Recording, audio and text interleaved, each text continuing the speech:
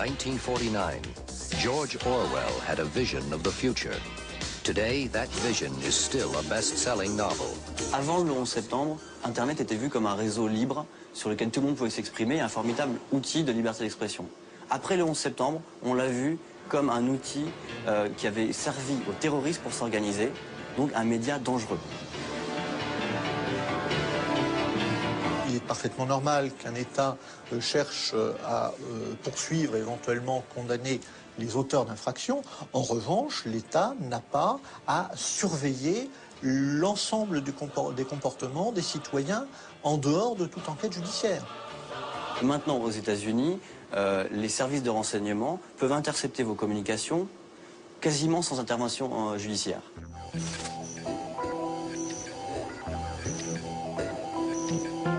À la fois, Internet, ça donne des outils fabuleux aux dissidents et aux journalistes pour s'exprimer, et à la fois, ça donne des outils fabuleux à ceux qui veulent les contrôler pour les arrêter. On s'est aperçu que Yahoo, depuis des années, collaborait avec la police chinoise pour arrêter des gens qu'on défend, pour arrêter des journalistes indépendants et des dissidents politiques.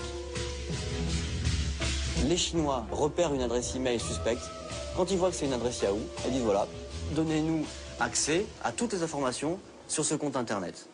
Et Yahoo, sans rien demander, fournit toutes les informations. En général, on ne va pas en prison simplement pour avoir surfé sur un site Internet. C'est arrivé en Tunisie avec le cas des internautes de Zarzis, qui eux ont été condamnés vraiment simplement parce qu'ils avaient surfé sur des sites islamistes ou jugés terroristes, entre guillemets. Mais en général, on est plutôt condamné parce qu'on a publié une information subversive sur Internet. Zarzis, c'était la ville où on habitait. Ils ont déjà mis des agents qui ont des spécialités en informatique et surtout en informatique réseau. Leur seul but, c'est de repérer des choses sur Internet, c'est tout. S'ils parlent de politique, d'islam ou quelque chose comme ça, ils seront directement en prison. Je suis sûr d'être surveillé sur Internet, même par la République française. Parce que j'avais une étiquette avant, on ne va pas me laisser comme ça. La loi sur la sécurité quotidienne de 2001 est une loi qui oblige les fournisseurs d'accès à Internet à conserver les fichiers log pendant une durée d'1 an. C'est-à-dire les fichiers log, là aussi, ce sont vos habitudes de consommation, de consultation sur Internet. We all live in the age of information. Every trace of our existence is computerized. Everything about us is encoded somewhere on a complex network of information. Une fois de plus, on va chercher à justifier cela en disant qu'il faut bien lutter contre le terrorisme. C'est une évidence, mais à mon avis, les moyens qui sont mis en place, cela va bien au-delà de la lutte contre le terrorisme. C'est vraiment la mise en place d'un système de surveillance généralisée des citoyens.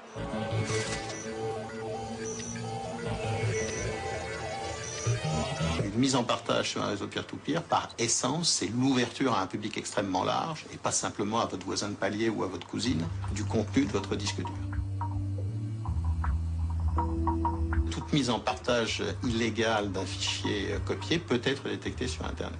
Et comme ce sont généralement des comportements répétitifs, il y a des chances significatives d'être vus par des systèmes de repérage.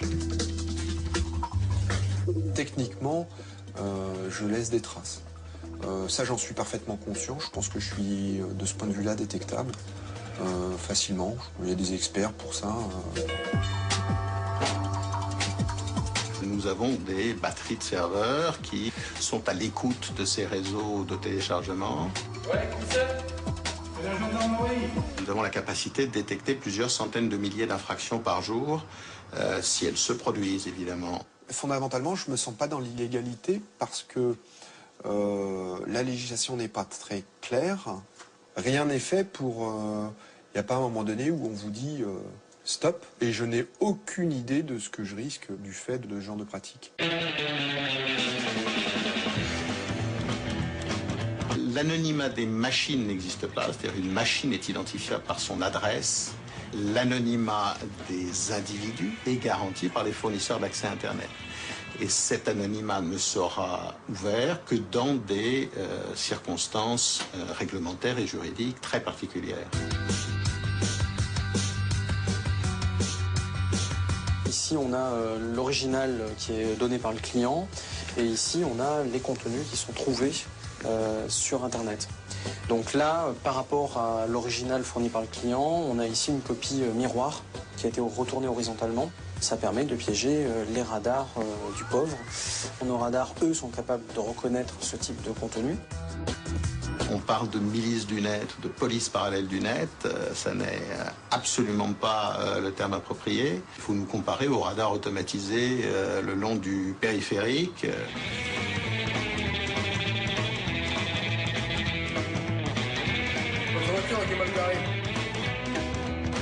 Le modèle qui est en train de se mettre en place, ça n'est plus le système police-justice, c'est le système éditeur de logiciels, éditeur industrie culturelle et société privée de recherche des contrefaçons sur Internet.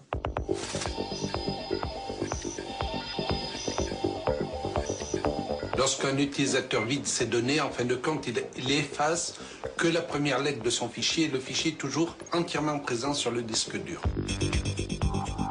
En tant qu'expert à la Cour d'appel de Paris, je reçois une ordonnance de commission d'experts de la part d'un juge d'instruction et il me cite les scellés que je vais avoir à analyser et la mission qu'il me demande d'accomplir. Alors on a ici un ordinateur, tout ce qui est de plus standard.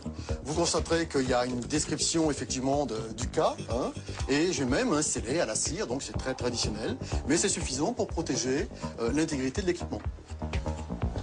Un disque dur effacé peut être récupéré, un disque dur formaté peut être récupéré, un disque dur qui a été abîmé par un virus, un disque dur qui a été abîmé par quelqu'un qui voulait cacher de l'information, oui, on va récupérer. Le disque dur est structuré avec un index et des données. Ce qu'on cherche, c'est accéder aux données qui existeraient encore, et on le fait grâce à l'examen des index qui existeraient encore, ou bien on répare les index. On peut tout retrouver ce qui a été fait sur un disque dur, que ce soit les fichiers qui ont été créés, modifiés, accédés ou effacés. Alors là, on va partir sur une date au hasard, donc en 2002, le 11 septembre 2002. On va augmenter la recherche pour aller plus précis. Alors à 15h19 et 12 secondes, il est en train de regarder un fichier qui est effacé. Voilà, donc le gars là était en train de consulter justement un fichier Word avec des liens Internet. Et j'ai même été rechercher le lien Internet qu'il est en train de consulter dans le fichier Word. Voilà, il est en train de rechercher sur Nicolas Copernic. Si vous envoyez un email, effectivement, une lettre d'abord. La lettre, déjà, quand vous l'écrivez, laisse des traces sur le disque dur. Cette lettre, ensuite, vous allez la mettre dans un email, par exemple. Cet email laisse une autre série de traces sur le disque dur.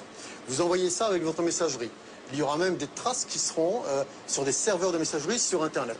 Comprenez bien que si vous voulez effacer quelque chose, il va forcément rester des traces.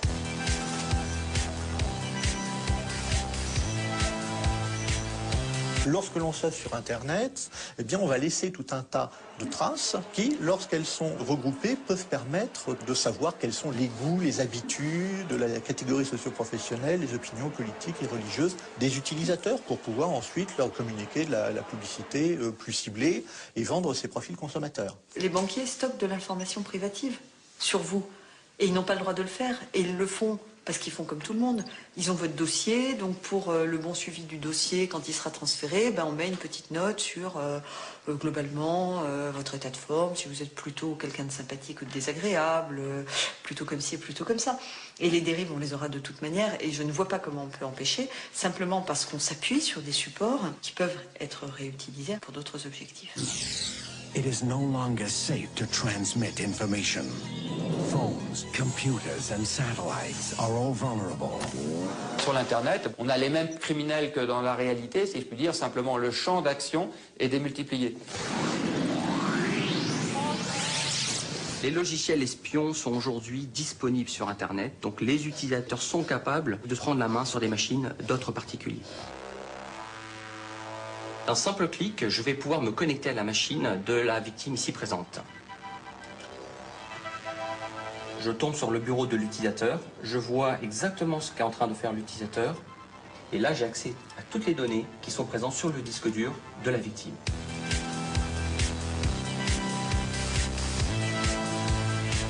Les Les gens susceptibles d'utiliser ces outils sont de deux types. Vous avez le jeune hacker qui souhaite prouver au reste du monde qu'il est capable de prouesses techniques. Et vous avez l'organisation mafieuse qui utilise ces outils-là pour essayer de récupérer des données sensibles afin de les revendre sur Internet. Soit pour une opération de spamming, c'est-à-dire d'envoi de masse de publicité non désirée, soit pour aller, je dirais, en complément du phishing. Le phishing, c'est l'envoi d'un email se prétendant être d'une banque, d'un opérateur télécom ou d'un site d'enchères et qui va demander à la personne son identifiant, son mot de passe, son numéro de carte bancaire, son code confidentiel. Le phishing, c'est ni plus ni moins que de faire passer un site pour un autre, de collecter de l'information personnelle concernant les gens, donc qui peut être de l'information concernant leur vie privée, leur compte bancaire, des codes d'accès à des informations qui leur sont propres, à des fins détournées. Moi, je me suis fait piéger sur Internet. Là, sauf à être un tout petit peu informé, sinon vous tombez dans le piège. Et on ne va pas vous voler beaucoup, on va vous voler 20 €, 30 €. Vous allez évidemment vous dispenser de porter plainte parce que les sommes ne sont pas assez significatives. Il faut prévenir les gens autant que possible, même lorsqu'on reçoit un programme envoyé par un ami. Celui-ci n'est peut-être même pas au courant qu'il vous a écrit un mail, puisque c'est un virus qui se trouve sur sa machine qui vous écrit. Il ne faut pas trop angoisser, mais une certaine méfiance saine est tout à fait utile.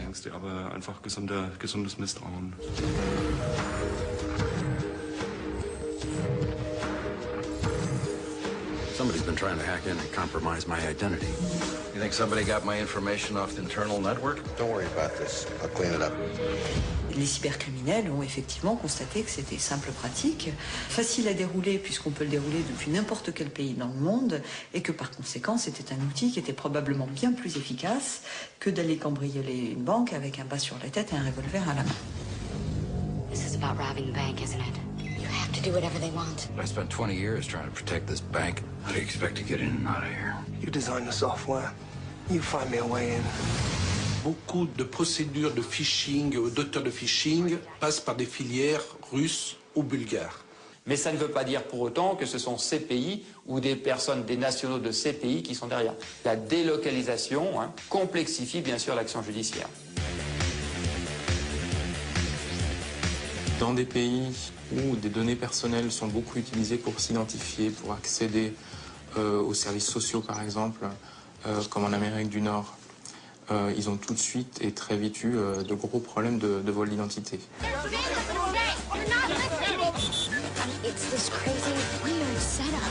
Dans ces opérations de phishing, on va plus loin que de vous demander d'identifier un mot de passe. On va vous demander votre date de naissance, bien sûr le code confidentiel de votre carte, votre adresse. Et à partir de cet état civil, eh bien, on va pouvoir construire une identité qui permettra à des criminels eh bien, de pouvoir voyager. My name's Hope Cassidy. I just arrived from America and someone has taken my passport, my credit cards, my bank accounts, everything. Someone has taken more.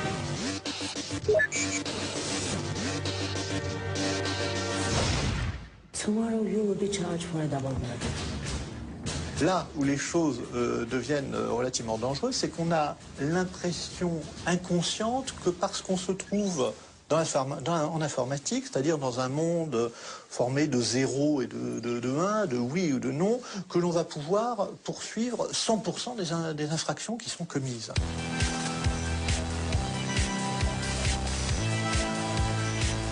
Un logiciel intrusif, c'est un logiciel qui, sans qu'on connaisse sa présence, ou même si on connaît sa présence, on ne connaît pas forcément l'intégralité de ses fonctionnalités, ce logiciel va surveiller ce que vous faites et va envoyer un certain nombre d'informations à la personne qui l'a installé.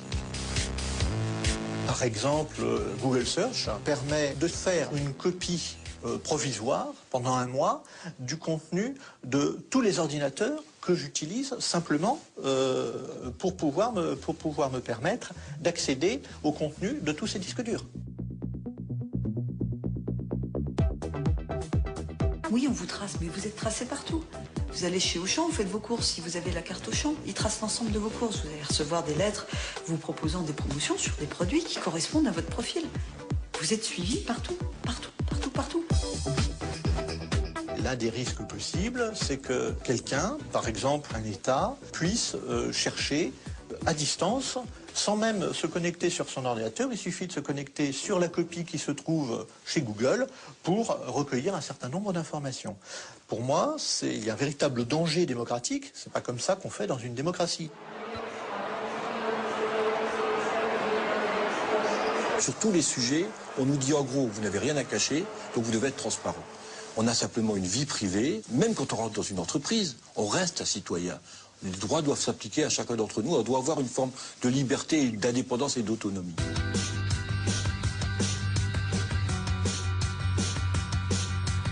L'outil permet d'établir des statistiques et de générer des rapports. Par exemple, dans ma liste, je vais descendre, et à un moment, je vois qu'il y a des sites adultes auxquels on a tenté d'accéder. Pour savoir qui a essayé d'accéder à ces sites-là, ou quels sont les sites accédés, je vois que le premier, par exemple, c'est www.beachbaby.com. Si je veux savoir quel utilisateur a accédé à ce site-là, c'était Marc. C'est vraiment le Big Brother qui est en marche avec ces techniques. Et de façon, et c'est là que c'est d'autant plus dangereux, c'est que ça se fait de façon parfaitement invisible. C'est-à-dire que si on obligeait les gens à la sortie de leur marchand de journaux, un agent assermenté qui leur disait « Bon, vous appelez comment? Quelle est votre adresse? Vous lisez quoi ?» Là, les gens se révolteraient. Ça se fait de façon parfaitement incolore, inodore et sans saveur sur Internet, et les gens laissent faire. Je suis extrêmement vigilant vis-à-vis du droit et de l'Internet. Le droit n'est pas la démocratie. Contrairement à ce que l'on peut croire, le droit est un des composants de la démocratie. Vous n'avez pas le droit, vous ne pouvez pas faire ça. Nous avons tous les droits.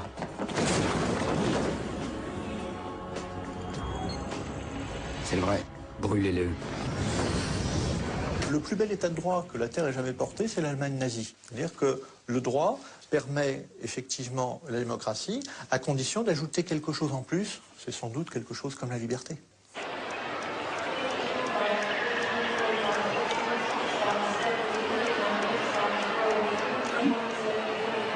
Et c'est effectivement la crainte d'un État totalitaire qui a conduit à la création en France très tôt d'une commission informatique et liberté.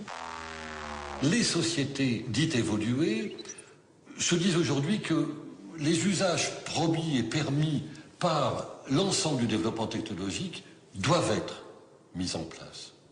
Et parfois nous disons, mais c'est pas parce que c'est possible qu'il faut le faire.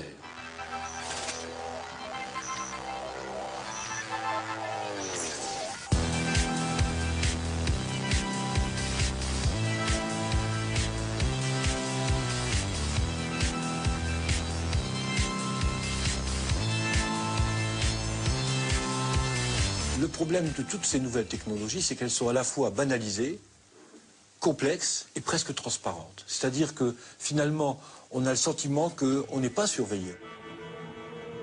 Il y a une banalisation parce que par la force des choses, chacun s'habitue. Quand il y a une caméra quelque part, les gens disent tiens, il y a une caméra. Bien souvent d'ailleurs, les gens ont une réaction qui est quasiment de l'ordre de l'intérêt ludique, ce qui est quand même extraordinaire.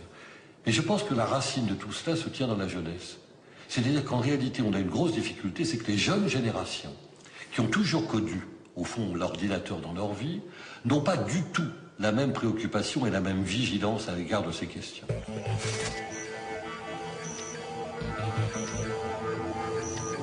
Le livre bleu, c'est une réalisation de la filière électronique. Nous nous sommes aperçus que en France, nous n'avions plus de grands programmes stratégiques depuis 30 ans. Donc nous avons voulu écrire des exemples de grands programmes stratégiques qui pourraient servir le pays, et notamment les besoins des citoyens. La sécurité est très souvent vécue dans nos sociétés démocratiques comme une atteinte aux libertés individuelles. Il faut donc faire accepter par la population les technologies utilisées et parmi celles-ci la biométrie, la vidéosurveillance et les contrôles. Ce qui m'a beaucoup frappé, c'est la naïveté des responsables, naïveté cynique, qui découvraient que les techniques de contrôle et de surveillance, semblait-il, n'étaient pas très bien accueillies dans les régimes démocratiques. En fait, on préconisait l'utilisation de ces techniques modernes de carte à puce, d'identification et donc de biométrie dès le plus jeune âge, donc dès l'école maternelle. Alors ça a fait hurler, je dirais, quelques personnes en disant mais c'est scandaleux, mais pourquoi vous mettez ça dès l'école maternelle, c'est de l'embrigadement, etc. Leur idée était d'introduire de façon festive des machines biométriques qui permettaient aux enfants de découvrir que grâce à leur pouce, un fragment de leur corps peut ouvrir un établissement, peut ouvrir le réfectoire. Pour des enfants, c'est assez merveilleux, d'autant qu'à cet âge-là, ils ne mesurent pas que eux-mêmes sont surveillés sans qu'ils se rendent compte en faisant cet acte apparemment anodin. Ce qui est contrôle de sécurité, de transport, d'identification, de toute façon, on est parti pour augmenter ce genre de contrôle. On le voit bien avec les passeports numériques, on le voit bien avec les cartes d'identité, on le voit bien avec les cartes de santé, où il y a toujours des cartes à puce avec des informations, je dirais, biométriques. On peut tout récupérer par rendre un Big Brother sympathique et attrayant. La possibilité pour les entreprises, effectivement, au fond, d'essayer d'initier aux enfants à ces développements technologiques comme la biométrie pour qu'ils s'y habituent, en soi ne me pose pas de difficulté, à condition qu'on réserve une place pour la pédagogie de la protection des données. Car moi, ce dont je rêve, c'est de vivre dans une société dans laquelle les citoyens exercent leur propre droit à définir l'équilibre qui leur paraît acceptable. Nous ne sommes pas là pour savoir si c'est trop ou pas assez. Nous sommes avant tout des industriels et nous mettons en place les systèmes, les équipements pour servir la police, la justice et l'armée. Comment se passe l'évolution du discours? Comme s'il y avait une passion dans l'esprit humain effrayante pour la suspicion. Comment de la suspicion portée sur certains sujets, une société arrive à une suspicion généralisée.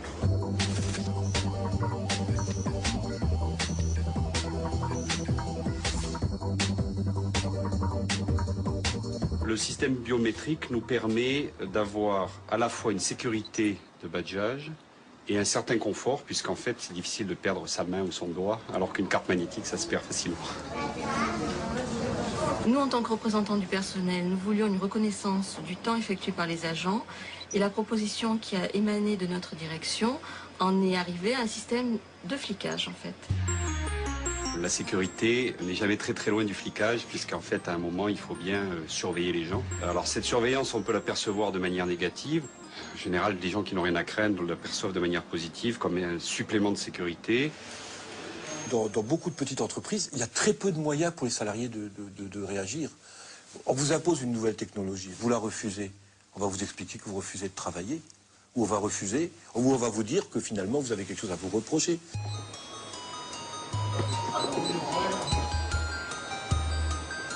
Nous avons sollicité la CNIL et il s'avérait qu'il n'y avait eu aucune demande d'accord de notre direction à cette époque.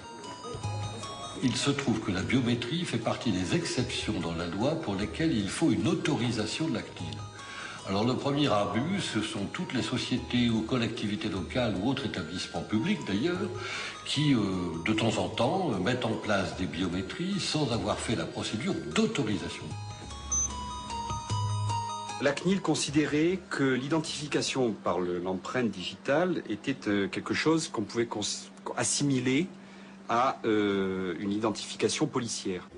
Ce qui nous importait afin de protéger les agents face aux possibles atteintes aux libertés individuelles, c'était que ces mesures biométriques ne servent pas à constituer un fichier qui soit réutilisable à l'extérieur.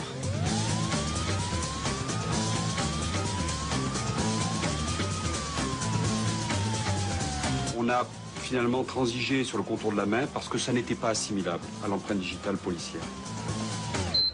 Si on nous pose le problème de l'utilisation d'une base centrale avec les empreintes digitales pour l'accès à un laboratoire de matières toxiques dans une entreprise, pour l'accès au tarmac d'un aéroport, à ce moment-là, ça peut se justifier. Donc on le voit, c'est chaque fois le critère de la proportionnalité qui doit s'imposer. La décision de la CNIL dont nous faisons l'objet a été une sorte de jurisprudence puisqu'un certain nombre de structures publiques ont ensuite utilisé cette jurisprudence pour leur usage personnel, en particulier beaucoup de mairies. Ça, c'est vraiment la gestion du temps, complètement. Voilà. On gère le temps avec ça. Je vous montrerai le logiciel, qui est un logiciel vraiment convivial, qui permet de gérer correctement. Les gens savent toujours où ils en sont. Les bornes biométriques, c'est-à-dire où on doit faire preuve de sa présence physique, soit par l'iris, soit par l'empreinte digitale, sont des outils qui ont tendance à se développer. On pose sa main, tant que j'ai pas serré tous mes doigts, voilà. Et une fois que j'ai serré mes doigts, ça passe. Voilà. Le fait d'utiliser des systèmes biométriques très élaborés, simplement pour surveiller le temps de travail, nous semble abusif. Là, il y a des systèmes de badges qui sont tout à fait classiques, qui doivent répondre aux attentes. Ce qui émanait aussi de notre direction, c'est qu'avec une carte, nous aurions pu tricher. On peut pointer avec une carte, mais cette carte peut être donnée à n'importe qui. C'est plus difficile avec une main, bien sûr. Et c'était un des buts qu'on a poursuivi, c'était effectivement d'éviter la fraude.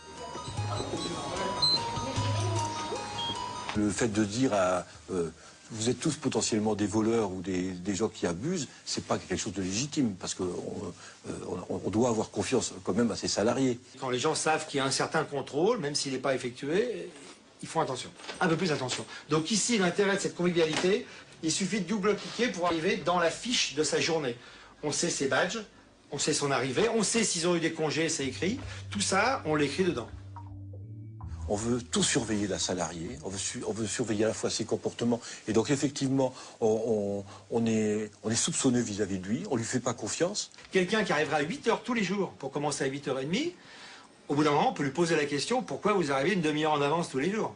Peut-être qu'on peut aller jeter un œil sur le téléphone, voir si la personne ne va pas utiliser le téléphone, titre personnel. Non mais, voilà, il y a des raisons. Certains employeurs imaginent qu'on peut normer les salariés. Le problème, c'est qu'un homme, une femme, c'est pas une machine. Il a ses goûts, sa façon de voir la vie, les choses et son travail. Et les normes ne peuvent pas, sans provoquer de vrais dégâts psychologiques, imposer à une personne de nier sa personnalité. Toutes ces techniques modernes tendent à fortifier, à donner tous les arguments de la modernité à cette instance de surveillance. De façon négative, on peut se rapprocher de ce type de regard technique, scientifique, comme un regard qui met en danger la racine d'où naît en homme la parole, ce qui fait sa spécificité, comme le disait mon maître Lacan, d'être parlant.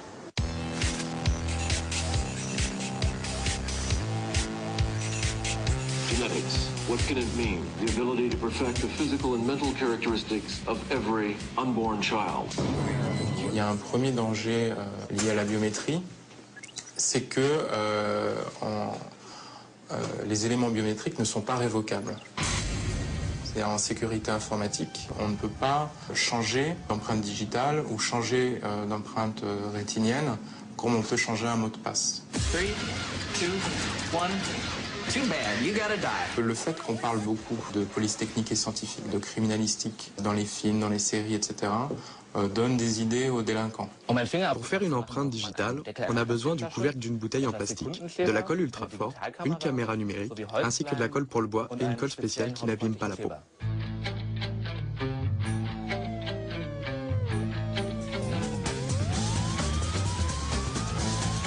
Il y a eu des exemples depuis des années avec des espèces de doigts en caoutchouc, etc., qui tiennent plus lieu du côté ludique de la chose, à mon sens, même si c'était des attaques avérées. Les systèmes biométriques ont évolué par rapport à ces menaces qui vont arriver et que l'on ne connaît pas aujourd'hui. In the not too distant future, our DNA will determine everything about us. A minute drop of blood, saliva, or a single hair determines where you can work, what you're capable of achieving. L'ADN, il faudrait qu'on puisse le comparer rapidement, en quelques dixièmes de seconde. En l'état actuel, la technologie n'existe pas. In a society where success is determined by science. Mais on peut très bien imaginer qu'avec des puces ADN, conçus pour ça, on fasse ce genre de mesures biométriques. L'ADN, on laisse des traces ADN dans des pots qu'on abandonne. Et donc, si jamais on devait envisager l'ADN, il faudrait que ce soit utilisé d'une façon bien particulière. But in a place where any cell from any part of your body can betray you, how do you hide? When we will shed 500 million cells a day. Welcome to Gattaca. Bien avant la biométrie, le sujet disait à Freud, je me sens observé partout où je vais, on me voit, on me contrôle, on n'ignore rien de moi. Et donc déjà l'esprit est préparé à rencontrer cette surveillance qui aujourd'hui s'incarne dans la réalité.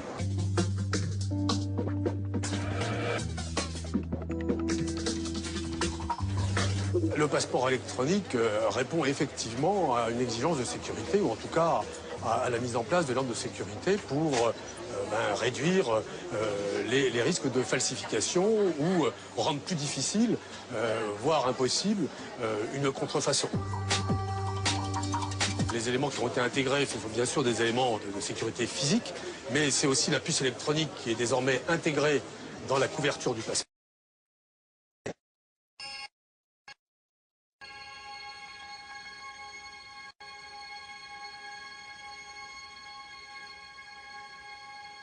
Il n'y a pas de risque que les individus soient à terme tous identifiés par une puce qui serait placée sous la peau, peut-être à la naissance.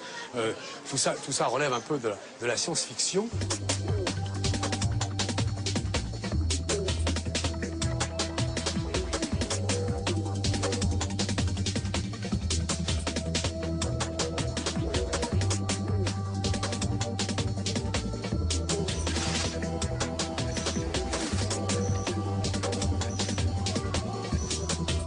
RFID, c'est en anglais, c'est Radio Frequency Identification, donc identification par radiofréquence. Un tag RFID est constitué de deux éléments, une puce et une antenne. Ces deux éléments vont être connectés ensemble et c'est ce qu'on va appeler l'étiquette électronique ou le tag RFID. À partir de là, on va avoir un système émetteur ou récepteur qui va s'appeler la station de lecture, qui va permettre de communiquer avec cette étiquette. Et on aura à ce moment-là un transfert d'informations qui va se faire entre l'étiquette RFID et la station de lecture. Les informations qui sont dans la puce sont un petit peu celles que va vouloir l'utilisateur ou le client final. On va vraiment rentrer les informations qui sont propres au produit et qui vont pouvoir éventuellement dans le temps évoluer, donc ce sera vraiment le passeport du produit.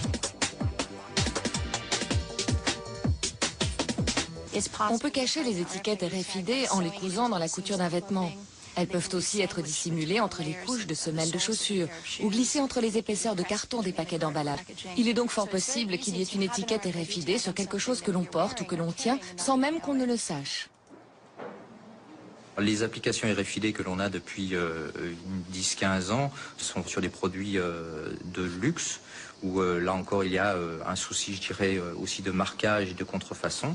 Le secteur hospitalier également a été une très forte demande. Et puis les grands secteurs comme le courrier, le tri postal, l'industrie du bagage. Le gros avantage de la technologie RFID, c'est qu'elle permet de stocker et de transférer des quantités d'informations beaucoup plus importantes que les étiquettes classiques, que ce soit des étiquettes code-barre ou des étiquettes imprimables. Donc pour nous, c'est tout à fait intéressant de pouvoir embarquer de l'information en forme numérisée, de la faire voyager avec l'échantillon, de pouvoir l'échanger avec d'autres banques. Et puis, bien sûr, on a un problème qui est commun à toutes les informations médicales, qui est un problème de confidentialité. Il y a un certain nombre d'informations qui sont des informations médicales, qui ne doivent pas tomber entre toutes les mains. Et pour nous, donc, c'est important qu'un outil qui va faciliter le transfert d'informations assure néanmoins le respect de la confidentialité et ne puisse encore une fois être lu que par les gens qui y sont autorisés. Cette technologie est parfaite pour pister quelque chose ou quelqu'un. C'est très efficace pour un tel objectif. C'est pour cette raison que Walmart l'utilise pour suivre les paquets qui arrivent dans leurs entrepôts. Mais cela donne aussi aux compagnies la possibilité de suivre à la trace leurs clients. L'étiquette RFID peut se lire sans être vue. Plusieurs étiquettes RFID peuvent être lues en même temps, contrario au code à barre. Ce qui veut dire qu'on va avoir là une possibilité de lire toutes ces informations très rapidement sans voir l'étiquette RFID.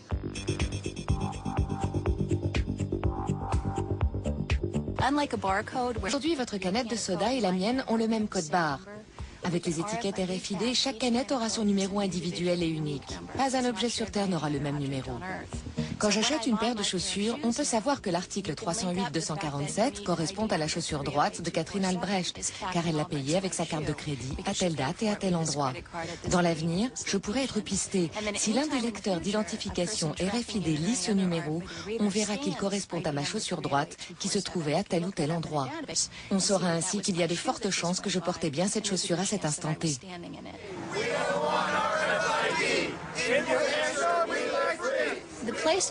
Nous avons limité l'utilisation de la RFID concernant l'étiquetage des marchandises. Nous la refusons. On ne doit pas pouvoir mettre des étiquettes sur des marchandises que les gens achètent, portent, louent ou utilisent de quelque manière que ce soit. Cela risquerait de poser de sérieux problèmes.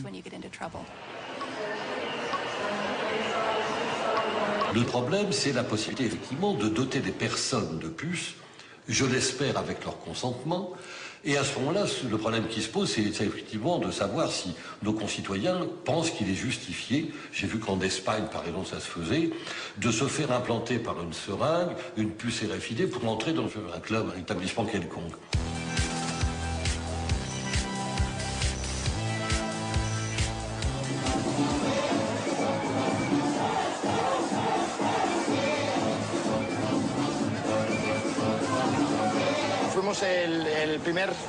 Nous sommes les premiers au monde à avoir utilisé la puce comme moyen d'accès à une zone VIP et comme moyen de paiement aussi.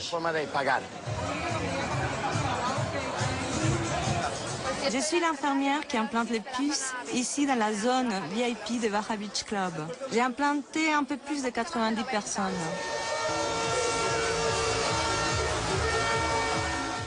Ils te mettent la seringue comme ça et ça fait un plip. On le voit, c'est comme un petit grain de riz blanc qui rentre sous la peau. Elle se place sous la peau et ne touche donc aucun muscle ni aucun organe vital, c'est sans risque.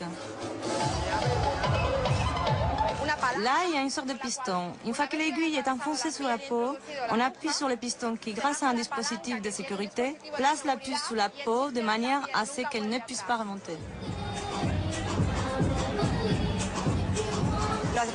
On n'a pas besoin d'amener d'argent, de présenter de carte d'identité, ni quoi que ce soit, puisqu'il t'identifie avec le lecteur. C'est plutôt pratique. Les données contenues sur la puce, je crois que c'est mon nom, un numéro de contact, mais ça, j'en suis pas sûre. Et le seul qui me reste. C'est comme un tatouage invisible. Les gens me disent qu'ils ne s'implanteraient pas une puce, mais moi, je suis sûre qu'un jour, ils en auront tous une sous la peau.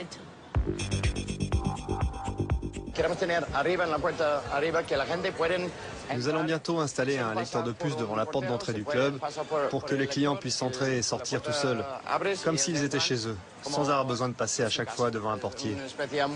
C'est une façon très VIP de rentrer en boîte, sans avoir besoin de parler à personne. Je suis arrivé ce matin pour me faire enlever une puce électronique que je me suis fait implanter dans le bras. Quand je me la suis fait implanter, c'était à minuit, il y avait de la musique, j'avais un verre de caipirinha à la main. Ça fait partie des interventions un peu casse-pied, je dirais plutôt. Mais c'était pas sous la peau du tout, hein, contrairement à ce qu'on pouvait croire. En fait, c'était absolument pas sous la peau, c'était dans le muscle. L'infirmière du Barra Beach Club qui m'a implanté la puce me disait que c'était entre la peau et le muscle. Il s'est avéré qu'apparemment, elle était beaucoup plus profonde et qu'elle était dans le muscle.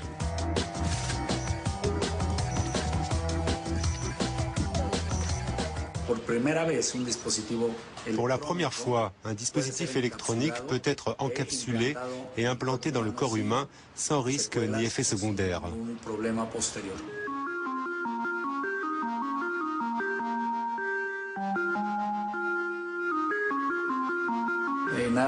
Rien qu'à Mexico, on dénombre 1 millier de personnes implantées, principalement pour des raisons médicales.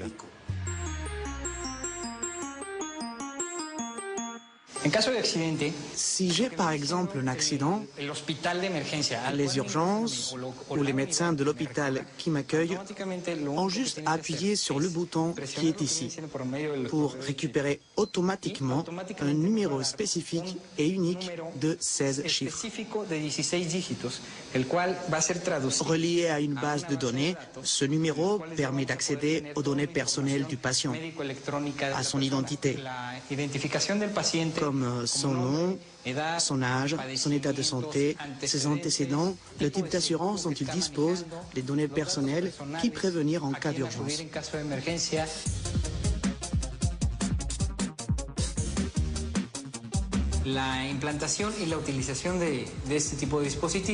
Les implants et l'utilisation de ce dispositif existent depuis 2004. Nous avons donc déjà pas mal d'hôpitaux équipés, des assurances, également des cliniques privées, des consultants et des médecins privés. Je n'ai aucun doute, nous allons assister très prochainement à une violente explosion du marché de la RFID.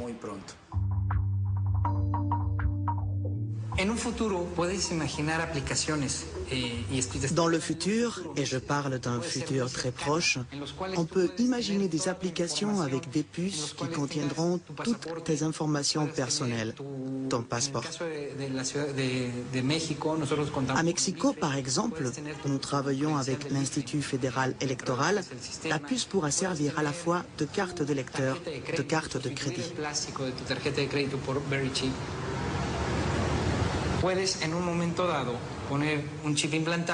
On peut aussi imaginer implanter une puce sur un enfant ou un adulte et installer des lecteurs un peu partout dans la ville, dans les boutiques, les édifices publics, etc.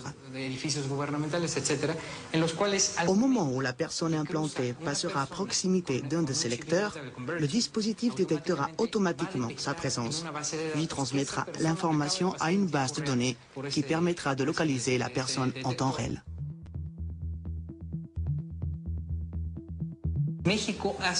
Mexico a été précurseur sur cette technologie, grâce à une entreprise mexicaine et des ingénieurs mexicains pour des applications au Mexique.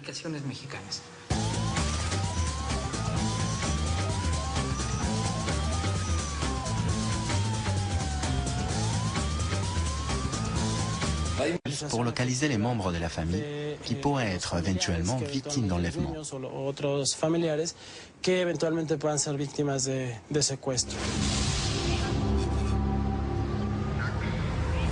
Ils m'ont d'abord emmené dans la bagnole et puis après ils ont commencé à me palper. Alors je dis pourquoi tu me palpes? Oh ben on veut savoir si tu n'as pas un appareil où on puisse te détecter de n'importe où par satellite. Ici même à Mexico, les entreprises qui investissent dans ce type de puces implantables les offrent carrément, gratuitement. Et nous savons que les gens qui ont peur d'être victimes d'enlèvement, ceux que nous appelons les séquestrables, utilisent déjà la puce implantable.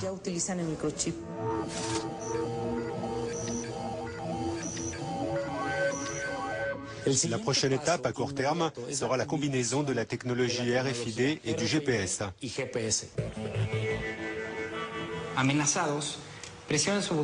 Si vous êtes menacé, vous appuyez sur le bouton d'urgence de cet appareil de localisation qui n'est autre qu'un objet du quotidien. En appuyant sur le bouton, vous déclenchez en 7 secondes une alarme et un appel téléphonique qui retentissent ici dans nos bureaux et provoquent automatiquement une réaction de nos services pour vous localiser avec une marge d'erreur de moins de 12 mètres.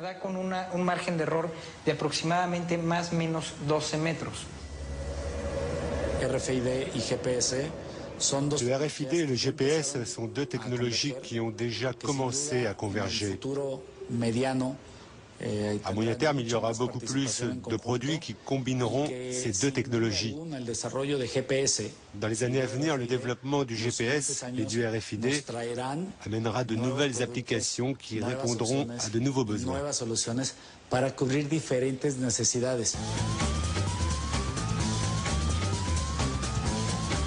Le plus probable, c'est que dans un futur très proche, on puisse implanter dans le corps humain une puce RFID équipée d'un GPS.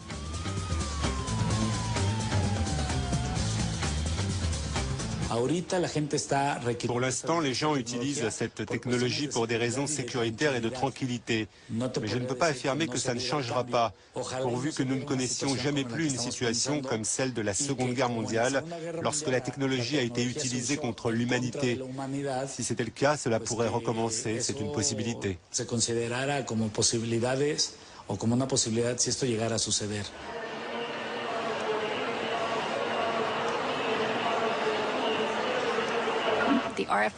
Quand les spécialistes de la RFID, de la vente ou ceux qui travaillent dans le domaine de la surveillance parlent du futur, ils parlent d'un monde dans lequel à chaque fois que vous franchirez une porte, que vous vous promènerez dans un parc ou que vous vous baladerez dans la rue, un ordinateur quelque part vous regardera.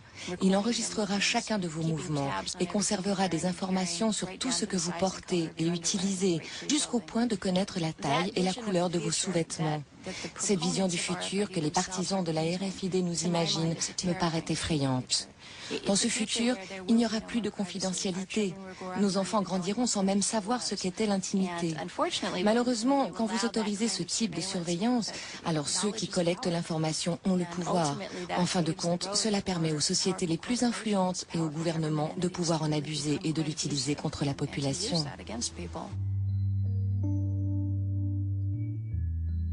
On entre dans une société où aujourd'hui on peut être surveillé par une caméra, on peut être écouté. Par la biométrie, on va pouvoir déterminer vos passages à tel ou tel endroit parce que vous en laisserez la trace. Et par l'utilisation des puces, par la géolocalisation, on peut tracer des personnes à distance. On sait où elles se trouvent, etc. Pris isolément, chacune de ces technologies est probablement maîtrisable. Mais personne ne sait dans quel type de civilisation nous nous retrouverons dans 10 ou 15 ans, lorsque tous ces systèmes-là se seront mis en marche, se conjugueront, se combineront. D'autant plus qu'il faudrait ajouter à cela toutes les législations nouvelles en matière de sécurité, de lutte contre la criminalité, le terrorisme, qui chacune mettent en place des usages nouveaux de ces technologies, qu'il faudrait donc aussi envisager en même temps que les technologies elles-mêmes. Donc la difficulté, elle est là. Quel type de société ça nous donne dans quelques années ?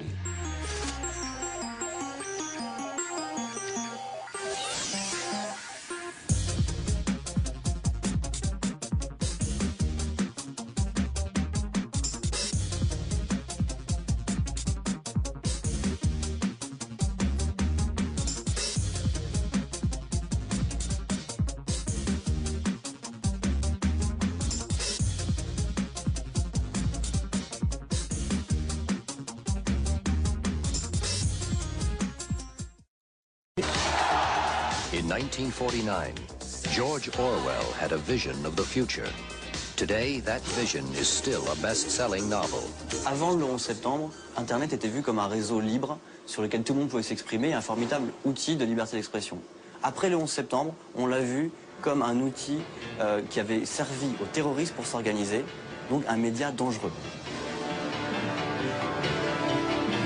Il est parfaitement normal qu'un État cherche à poursuivre, éventuellement condamner les auteurs d'infractions.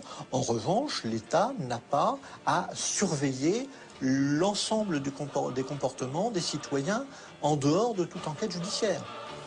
Maintenant, aux États-Unis, les services de renseignement peuvent intercepter vos communications quasiment sans intervention judiciaire.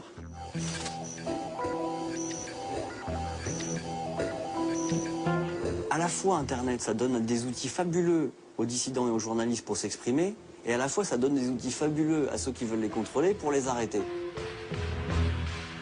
On s'est aperçu que Yahoo, depuis des années, collaborait avec la police chinoise pour arrêter des gens qu'on défend, pour arrêter des journalistes indépendants et des dissidents politiques. Les Chinois repèrent une adresse email suspecte. Quand ils voient que c'est une adresse Yahoo, ils disent voilà, donnez-nous accès à toutes les informations sur ce compte Internet. Et Yahoo, sans rien demander, fournit toutes les informations. En général, on ne va pas en prison simplement pour avoir surfé sur un site Internet. C'est arrivé en Tunisie avec le cas des internautes de Zarzis, qui eux ont été condamnés vraiment simplement parce qu'ils avaient surfé sur des sites islamistes ou jugés terroristes, entre guillemets. Mais en général, on est plutôt condamné parce qu'on a publié une information subversive sur Internet. Zarzis, c'était la ville où on habitait. Ils ont déjà mis des agents qui ont des spécialités en informatique et surtout en informatique réseau. Leur seul but, c'est de repérer des choses sur Internet, c'est tout. S'ils parlent de politique, d'islam ou quelque chose comme ça, ils seront directement en prison. Je suis sûr d'être surveillé sur Internet, même par la République française. Parce que j'avais une étiquette avant, on ne va pas me laisser comme ça. La loi sur la sécurité quotidienne de 2001 est une loi qui oblige les fournisseurs d'accès à Internet à conserver les fichiers log pendant une durée d'1 an. C'est-à-dire les fichiers log, là aussi, ce sont vos habitudes de consommation, de consultation. Conserver les fichiers log pendant une durée d'1 an. C'est-à-dire les fichiers log, là aussi, ce sont vos habitudes de consommation, de consultation sur Internet. We all live in the age of information. Every trace of our existence is computerized. Everything about us is encoded somewhere on a complex network of information. Une fois de plus, on va chercher à justifier cela en disant qu'il faut bien lutter contre le terrorisme. C'est une évidence, mais à mon avis, les moyens qui sont mis en place, cela va bien au-delà de la lutte contre le terrorisme. C'est vraiment la mise en place d'un système de surveillance généralisée des citoyens.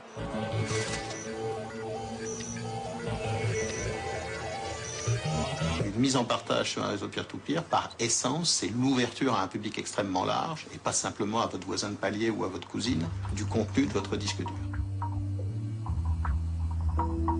Toute mise en partage illégale d'un fichier copié peut être détectée sur Internet. Et comme ce sont généralement des comportements répétitifs, il y a des chances significatives d'être vus par des systèmes de repérage. Techniquement, je laisse des traces. Ça, j'en suis parfaitement conscient. Je pense que je suis, de ce point de vue-là, détectable facilement. Il y a des experts pour ça. Nous avons des batteries de serveurs qui sont à l'écoute de ces réseaux de téléchargement. Police, justice, c'est le système éditeur de logiciels, éditeur industrie culturelle et société privée de recherche des contrefaçons sur Internet.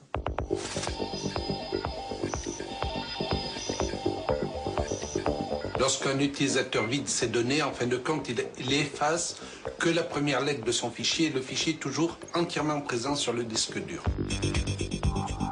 En tant qu'expert à la Cour d'appel de Paris, je reçois une ordonnance de commission d'experts de la part d'un juge d'instruction et il me cite les scellés que je vais avoir à analyser et la mission qu'il me demande d'accomplir.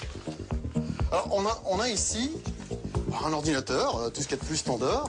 Vous constaterez qu'il y a une description effectivement du cas, hein, et j'ai même un scellé à la cire, donc c'est très traditionnel, mais c'est suffisant pour protéger l'intégrité de l'équipement. Un disque dur effacé peut être récupéré, un disque dur formaté peut être récupéré, un disque dur qui a été abîmé par un virus, un disque dur qui a été abîmé par quelqu'un qui voulait cacher de l'information, oui, on va récupérer. Le disque dur est structuré avec un index et des données. Ce qu'on cherche, c'est accéder aux données qui existeraient encore, et on le fait grâce à l'examen des index qui existeraient encore, ou bien on répare les index. On peut tout retrouver ce qui a été fait sur un disque dur, que ce soit les fichiers qui ont été créés, modifiés, accédés ou effacés. Alors là, on va partir sur une date au hasard, donc en 2002.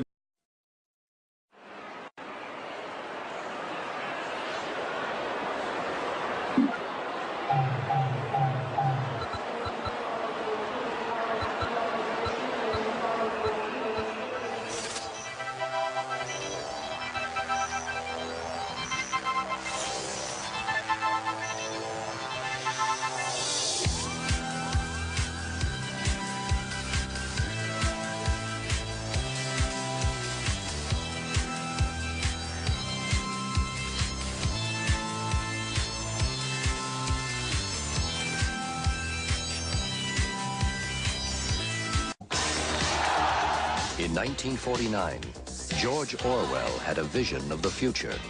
Today, that vision is still a best-selling novel. Avant le 11 septembre, Internet était vu comme un réseau libre sur lequel tout le monde pouvait s'exprimer, un formidable outil de liberté d'expression. Après le 11 septembre, on l'a vu comme un outil qui avait servi aux terroristes pour s'organiser, donc un média dangereux. Il est parfaitement normal qu'un État cherche à poursuivre, éventuellement condamner les auteurs d'infractions. En revanche, l'État n'a pas à surveiller l'ensemble des comportements des citoyens en dehors de toute enquête judiciaire. Maintenant, aux États-Unis, les services de renseignement peuvent intercepter vos communications quasiment sans intervention judiciaire.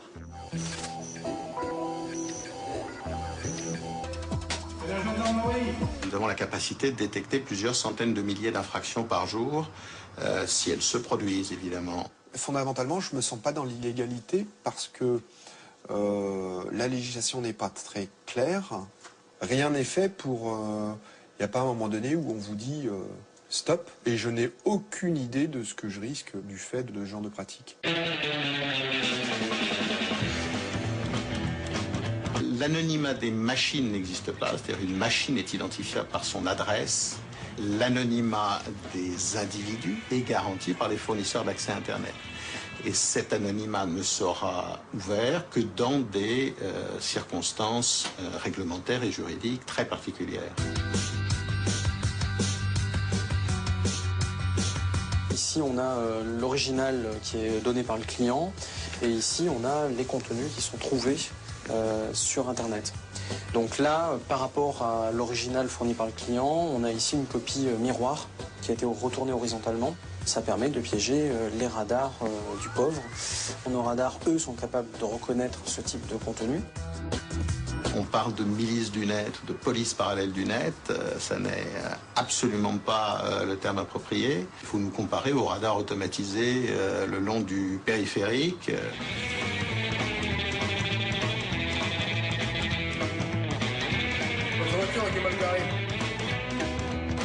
Le modèle qui est en train de se mettre en place, ça n'est plus le système.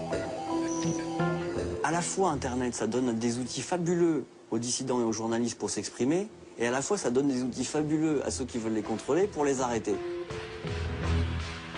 On s'est aperçu que Yahoo, depuis des années, collaborait avec la police chinoise pour arrêter des gens qu'on défend, pour arrêter des journalistes indépendants et des dissidents politiques. Les Chinois repèrent une adresse email suspecte. Quand ils voient que c'est une adresse Yahoo, ils disent voilà, donnez-nous accès à toutes les informations sur ce compte Internet. Et Yahoo, sans rien demander, fournit toutes les informations. En général, on ne va pas en prison simplement pour avoir surfé sur un site Internet. C'est arrivé en Tunisie avec le cas des internautes de Zarzis, qui eux ont été condamnés vraiment simplement parce qu'ils avaient surfé sur des sites islamistes ou jugés terroristes, entre guillemets. Mais en général, on est plutôt condamné parce qu'on a publié une information subversive sur Internet. Zarzis, c'était la ville où on habitait. Ils ont déjà mis des agents qui ont des spécialités en informatique et surtout en informatique réseau. Leur seul but, c'est de repérer des choses sur Internet, c'est tout. S'ils parlent de politique, d'islam ou quelque chose comme ça, ils seront directement en prison. Je suis sûr d'être surveillé sur Internet, même par la République française. Parce que j'avais une étiquette avant, on ne va pas me laisser comme ça. La loi sur la sécurité quotidienne de 2001 est une loi qui oblige les fournisseurs d'accès à Internet à